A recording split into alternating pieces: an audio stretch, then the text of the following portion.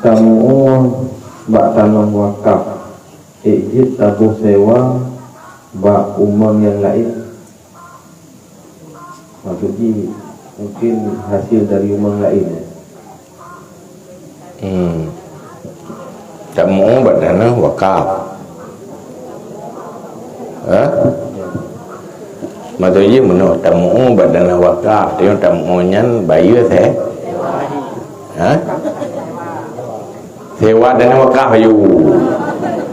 Tak sewa tanah wakaf. Puji tajuk tak bayar. Hasil dari tanah lain. Bukan je, yang penting bayar sewa.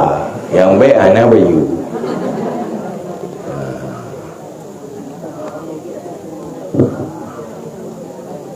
Kenapa pertanyaan kan?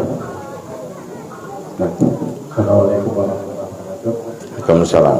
Kemudian ya, jadi menyatakan ya tentang masalah kungkoh, kungkoh itu tak terjadi dan rata yang kungkoh pada kungkoh timang aju dan yang pergi itu lama tahun.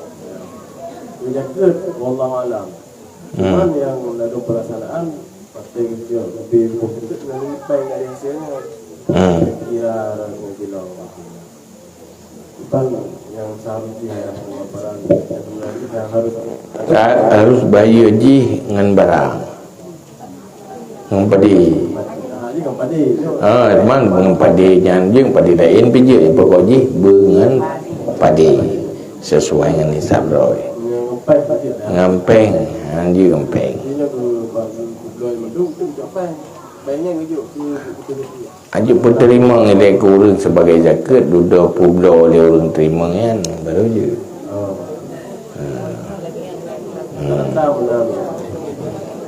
Benar berkali terima sebagai zakat. Dia tak ajak tak publo juga peng sebagai zakat yang hitam.